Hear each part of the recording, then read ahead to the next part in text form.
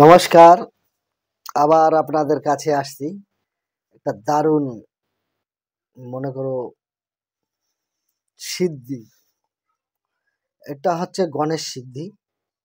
এই গণেশ সিদ্ধি দিয়ে আপনারা যে কাজ করবেন সেই কাজ হবে। স্বয়ং গণেশের শক্তি, শুভ শক্তি ওর মধ্যে আবির্ভূত থাকবে। যেমন হাড্ডি রাখে তেমনি ঠিক এই সিদ্ধিটা, এতে পাওয়ার দিতে হয়। সেই গণেশ ঠাকুরের পাওয়ার দিতে হয়, হাড্ডির মতন কাজ করবে। হাড্ডির মতন কাজ করবে এই গণেশ সিদ্ধি। এটাকে কি করতে হবে? শ্বেত আকন্দ, পুরনো শ্বেত আকন্দ দেখবেন। পুরনো শ্বেত আকন্দ দেখে তার শিকড় 1 হাত মেপে কাটবেন। এটা কাটার আগে ভালো করে শুনে নাও। গাছকে অমাবস্যার দিনে জাগাইতে হবে।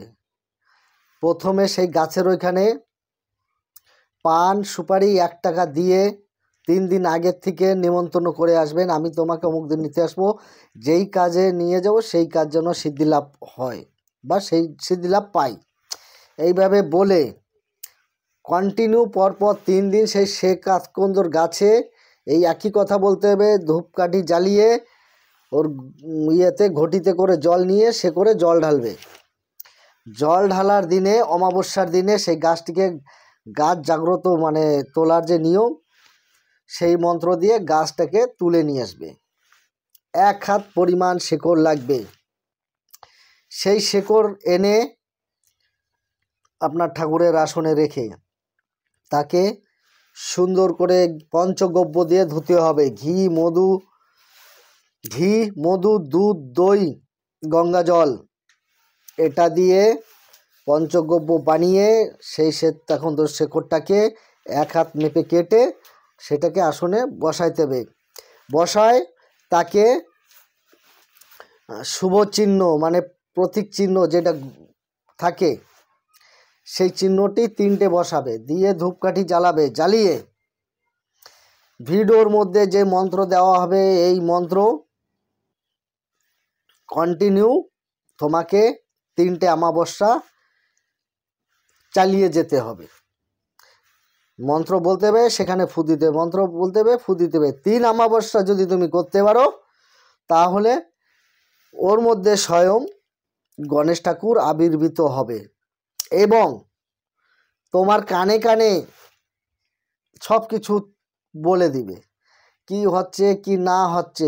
যে কোনো একটা কাজ করবেন, শুধু এই শেকড়টাকে ছুঁয়ে দিবেন, যা অমুকের মধ্যে অমুকের বশীকরণ হয়ে যায়, মানে বশীকরণ কাজ মন্ত্র প্রয়োগ করে ওটা দিয়ে একটু ছুঁয়ে দিবেন, দেখবেন বশীকরণ কাজ হয়ে যাবে।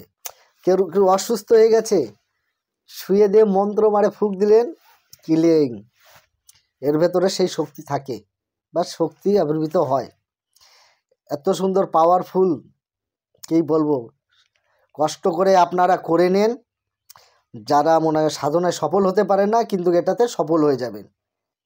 আর সব সময় দেখবেন অ্যাডভান্স দেখাবে তোমাকে স্বপ্নের মাধ্যমে কি হচ্ছে কি হচ্ছে না, এই রুগীটার কি হলো, বাকি তুমি সব কিছু জানতে পারবে। এত শক্তি এর মধ্যে, সমস্ত বাধা বিভিন্ন দূর হয়ে যাবে, কেটে যাবে, বাধা ভিন্ন দূর হয়ে কেটে যাবে। শুধু এটা করুন, তবেই বুঝতে পারবেন, না করলে কিছুই বুঝতে পারবেন না।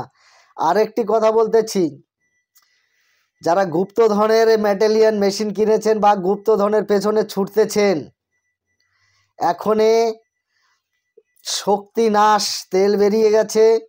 শুধু 1-2 গুপ্তধনে গন্ডি মেরে এই তেল সেই জায়গায় ঢেলে দাও, ঢেলে কিছুটা তেল ঢেলে দাও, খুঁড়বে, খোঁড়ার পরে আবার তেল ঢেলে দিবে, কোনো শক্তি সেই মালে থাকবে না।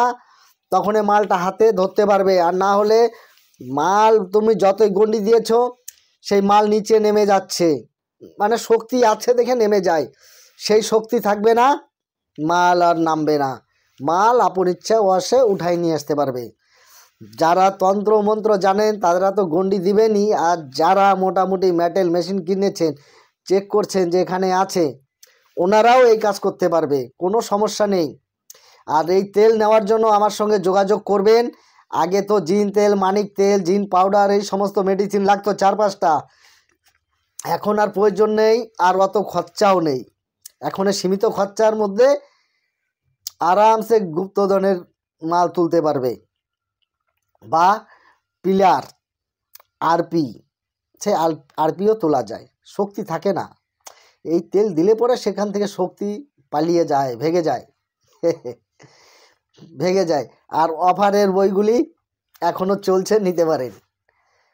এই বই যেহেতু দিয়ে দিচ্ছি, এবার আরও লোকে রিকোয়েস্ট করছে, গুরুদেব পয়সা জমাচ্ছি বই নেওয়ার জন্য, আর আপনি এখন এই সেই অফার বন্ধ করে দিবেন।